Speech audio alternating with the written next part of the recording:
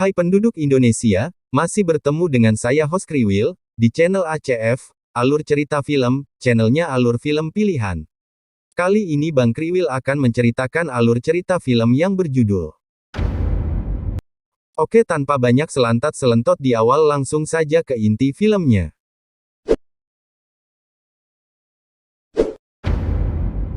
Film dimulai dengan menampilkan seorang pria parubaya bernama Richie dan seorang pensiunan pemimpin mafia melakukan pelatihan menembak. Dia adalah warga negara Inggris yang tinggal di Spanyol untuk menghabiskan masa pensiunnya. Sebagai pensiunan pemimpin mafia, Richie tentu bukan orang biasa. Apalagi dia tinggal di rumah mewah yang jelas menunjukkan kekayaannya. Sore itu, Richie dan putrinya, Charmaine, sedang makan siang, dan dia mengungkapkan bahwa dia merindukan kakak laki-lakinya, Charlie, yang tinggal di Inggris. Adegan kemudian beralih dan menunjukkan Charlie berbicara tentang Richie di masa lalu dengan beberapa temannya. Pada saat yang sama, ia menerima telepon dari Richie dari Spanyol. Melalui percakapan di telepon, saudara kandung mengungkapkan kerinduan mereka satu sama lain.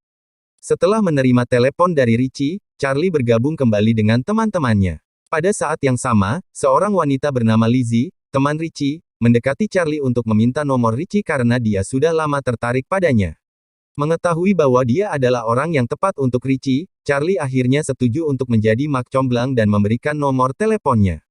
Di tempat lain, pasangan, Aaron, dan Lauren, berjalan di jalan sepi di London.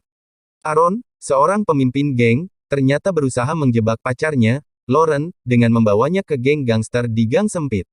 Di gang sempit itu, dia diganggu, dan mereka bahkan merekam tindakan mereka dengan sengaja. Salah satu gangster, Dean, mencoba menghentikan teman-temannya untuk melecehkan Lauren, tetapi dia dicegah oleh Aaron sampai akhirnya Charlie datang ke tempat itu karena dia mendengar keributan di belakang bar. Charlie melihat para gangster hendak melecehkan seorang wanita, lalu meminta Lauren pergi dan memarahi kelompok itu. What the fuck do you think you're doing? Namun, mereka malah menghina Charlie, jadi dia memukul salah satu dari mereka. Aaron tersinggung oleh tindakannya dan memerintahkan dia untuk mengeroyoknya sampai mati.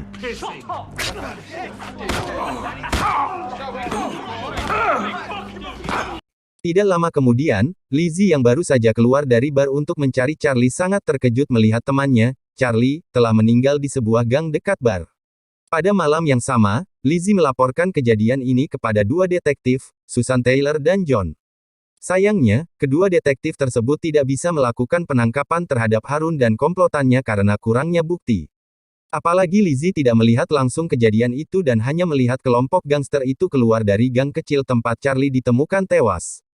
Setelah itu, dia memberi tahu Richie tentang kematian Charlie. Mendengar itu, dia terlihat hancur dan berencana untuk kembali ke Inggris. Adegan kemudian berlanjut dan menunjukkan detektif polisi, Susan dan John, yang mendekati Aaron dan gengnya dan mengancam bahwa mereka akan menangkap Aaron dan gengnya dan memasukkan mereka ke penjara jika mereka terbukti membunuh Charlie. Namun, Aaron sepertinya membantah tuduhan itu dan memilih pergi. Setelah kedua detektif itu pergi, dia meminta teman-temannya untuk membungkam Lauren, yang diganggu karena dia menyaksikan serangan mereka. Dean, mengetahui rencananya, diam-diam pergi ke rumahnya dan mengatakan kepadanya bahwa Aaron akan datang untuk mengancamnya. Dean juga mengingatkannya untuk tetap berada di dalam rumah demi keselamatannya. Setelah itu, Aaron dan beberapa anggota geng tiba di depan rumah Lauren. Our boys, they're my family, yeah? Melalui lubang surat rumah, dia memaksanya untuk tetap diam dan tidak memberi tahu polisi tentang peristiwa yang membunuh Charlie. Dia juga mengancam akan membunuhnya dan ibunya. Di tempat lain, Richie sudah tiba di Inggris dan langsung bertemu Roy, salah satu anak buahnya. Richie kemudian datang ke tempat Lizzie untuk menanyakan apa yang terjadi pada Charlie. Lizzie mengatakan dia tidak melihat kejadian itu secara langsung. Namun, dia yakin pelaku yang membunuh Charlie adalah gangster yang sering menimbulkan masalah di London. Setelah itu, Richie dan Roy pergi ke TKP di mana Charlie dibunuh. Pada saat yang sama, mereka bertemu Susan dan John, yang sedang menyelidiki insiden tersebut. Mengetahui bahwa Richie adalah mantan pemimpin mafia yang paling disegani di masa lalu, Susan meminta kasus itu diserahkan ke polisi. Namun, dia tentu tidak ingin menyerahkan kasus kematian adiknya ke polisi. Tapi, di depan mereka, dia setuju untuk menyerahkan kasus itu kepada polisi sebelum dia meninggalkan tempat itu. Pada malam hari di bar, Lizzie memberitahu Richie bahwa dia menemukan video Aaron dan gengnya melecehkan Lauren. Dia percaya bahwa video itu terkait dengan kematian Charlie. Lizzie, yang mengenal Lauren, kemudian memberi Richie alamat tempat kerja Lauren. Setelah itu, Richie bertanya kepada Lauren tentang peristiwa yang membunuh saudaranya. Lauren, yang merasa berhutang budi kepada Charlie, akhirnya menceritakan detail kejadian itu di tempat yang sepi di sekitar tempat kerjanya. What's happened to this place? I was just trying to fit in. I thought he Dia memberi tahu Richie bahwa dalang di balik pembunuhan Charlie adalah geng lokal yang dipimpin oleh Aaron. Namun, tanpa sepengetahuan mereka berdua, Decca, seorang gadis yang merupakan anggota geng Aaron, melihatnya, yang memberi tahu orang lain tentang apa yang mereka lakukan pada Charlie. Decca kembali ke markas dan memberi tahu Aaron bahwa Lauren memberi tahu seorang pria bernama Richie tentang insiden itu. Aaron yang mengira Richie hanyalah pria parubaya biasa, terlihat santai dan tidak terlalu mempedulikannya. Adegan kemudian beralih dan menunjukkan Richie dan rekan mafianya di masa lalu, yang berkumpul di pemakaman Charlie. Tidak lama kemudian, seorang lelaki tua bernama Arthur tiba di tempat itu. Segera setelah itu, Richie bercanda dengan menyuruh Arthur pergi karena dia terlalu tua untuk bergaul dengan mereka. Mendengar kata-katanya, Arthur menjadi marah dan memberi tahu Richie bahwa dia adalah satu-satunya orang yang hampir mengalahkan Richie. Karena lelucon itu, Richie dan yang lainnya tertawa. Setelah itu, dia berterima kasih kepada Arthur karena sekarang teman-temannya sudah berkumpul. Setelah pemakaman, Richie bertemu kenalannya, seorang pensiunan komisaris polisi bernama Jack, yang tinggal di sebuah rumah sederhana. Dia meminta Jack untuk membantunya menemukan informasi tentang Aaron dan gengnya di sana. Jika Jack bersedia membantu, Richie berjanji akan memberikan Jack sebagian harta miliknya agar dia bisa menjalani kehidupan yang lebih baik di masa pensiunnya. It's called Aaron and Maz. Even if I agreed, who says they'll listen to me? Beberapa hari kemudian, Jack menyerahkan informasi tentang beberapa anggota gangster. Sayangnya, dia tidak menemukan informasi mengenai Aaron, pemimpin kelompok itu. Dari informasi tersebut, Richie meminta teman-temannya untuk menculik dua anggota geng, Leroy dan Ed. Melihat pelaku yang menculik mereka adalah sekelompok orang tua, Leroy dan Ed mengabaikan Richie, menanyakan keberadaan Aaron. Di sisi lain, mereka menghina Richie dan teman-temannya. Mereka bahkan tak segan-segan mengancam Richie dan kawan-kawan.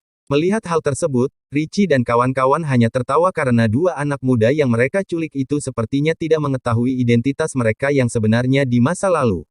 Mendengar Ed menghina Charlie, dia mulai kehilangan kesabaran. Setelah Arthur mendengar perintah Richie, dia mulai mengambil paku dan palu dari tasnya. Tanpa ragu, Arthur menancapkan paku ke punggung tangan Ed.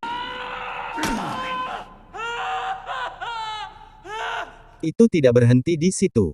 Dia mengeluarkan mesin bor dan mulai mengebor kaki Ed. You ever seen one of these? Antique, innit? Leroy yang melihat temannya disiksa seperti itu tiba-tiba merasa panik.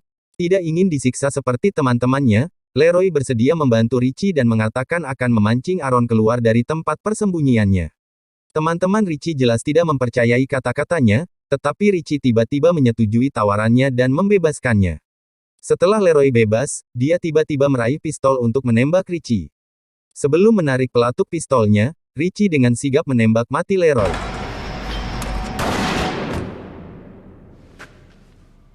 Richie mengatakan bahwa dia juga tidak mempercayai Leroy. Dia hanya tidak ingin membunuh seseorang yang tidak berdaya.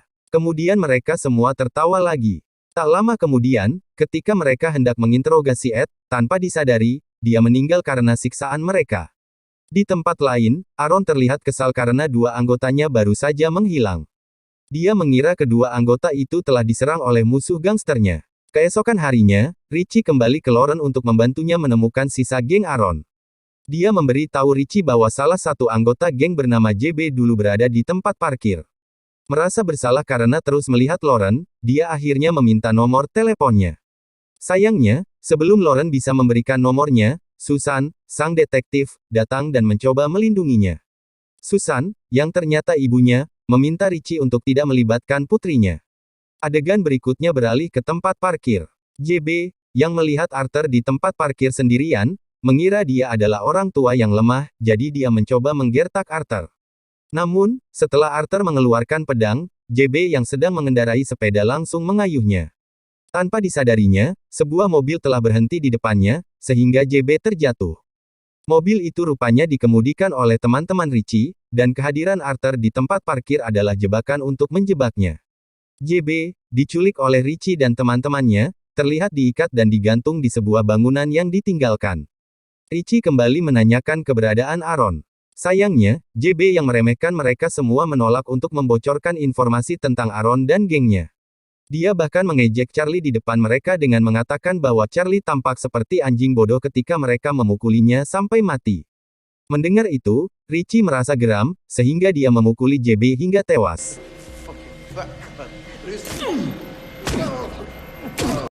Sayangnya, karena ini, penyakit Richie kambuh lagi, dan dia harus dirawat di rumah sakit. Dia membutuhkan perawatan, lalu menyusun rencana untuk memancing Aaron keluar dari tempat persembunyiannya. Beberapa hari kemudian, terlihat Harun dan komplotannya sedang mempersiapkan senjata untuk menghadapi serangan dari geng musuh.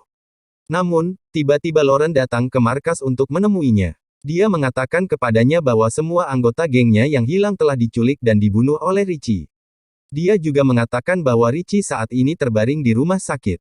Di tengah percakapan mereka, Lauren mendapat telepon dari ibunya. Aaron menyuruhnya untuk menerima telepon agar Susan tidak curiga padanya. Setelah Lauren memberitahu Aaron segalanya, bersama dengan anggota gengnya, dia datang ke rumah sakit dan menyanderanya.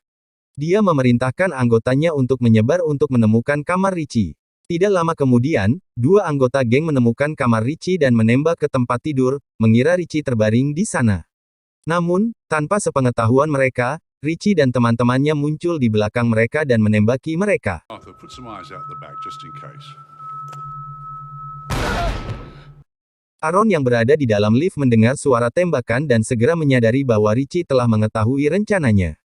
Mencurigai, dia akhirnya memeriksa telepon Lauren dan menemukan bahwa Lauren dan Richie telah merencanakan untuk menjebak dia dan gengnya. Mengetahui bahwa Lauren telah menjebaknya, Aaron merasa marah dan berencana untuk membunuhnya. Untungnya, Dean baru saja tiba di sana untuk membantunya dan mendorong Aaron ke tanah. Setelah itu, terjadi baku tembak sengit antara kelompok Richie dan geng Aaron.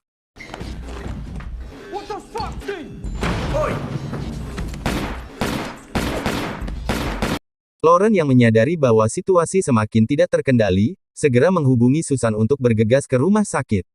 Di sisi lain, kelompok Richie berhasil membunuh anggota geng Harun satu per satu. Sayangnya, salah satu anggota Richie tertembak di tangan dan langsung mendapat perawatan di rumah sakit. Tak lama setelah itu, Dean mencoba menyelamatkan Lauren dan membawanya pergi dari rumah sakit. Namun, Aaron menemukan ini, jadi dia menyanderanya untuk membiarkan Richie keluar untuk menemuinya. Setelah itu, Richie dan teman-temannya keluar dari persembunyian dan menemukan Aaron siap menembak. Dari belakang, Dean berhasil menggagalkan rencana Aaron sehingga pistolnya melambung ke arah Richie. Richie langsung menyambar pistol, tapi dia kesulitan memasukkan peluru, jadi Aaron ada di depannya, menodongkan pistol lain ke arahnya. Namun, pistol Aaron sudah kehabisan amunisi, jadi dia tidak bisa membunuh Richie.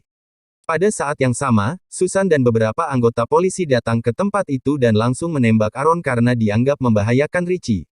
Setelah kejadian itu, Richie terlihat terbaring di ranjang rumah sakit.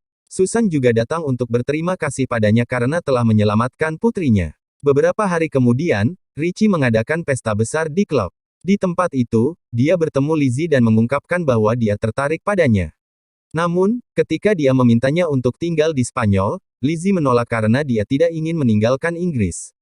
Di akhir film, teman-teman Richie terlihat sedih karena kepergiannya ke Spanyol, terutama setelah mereka berjuang untuk membalas kematian Charlie. Tapi kemudian, Richie tiba-tiba muncul di belakang teman-temannya, yang mengira dia telah terbang kembali ke Spanyol dengan helikopter pribadinya. Dia memberi tahu teman-temannya bahwa dia memilih untuk tinggal di Inggris untuk tinggal bersama mereka. Di akhir film, ditampilkan Richie dan kawan-kawan yang sedang bersiap-siap untuk menumpas kejahatan di London sebagai bentuk penebusan dosa masa lalu mereka. Ini adalah akhir dari film ini. Pesan moral yang bisa dipetik dari film ini adalah jangan menilai buku dari sampulnya karena penampilan terkadang tidak menunjukkan siapa mereka.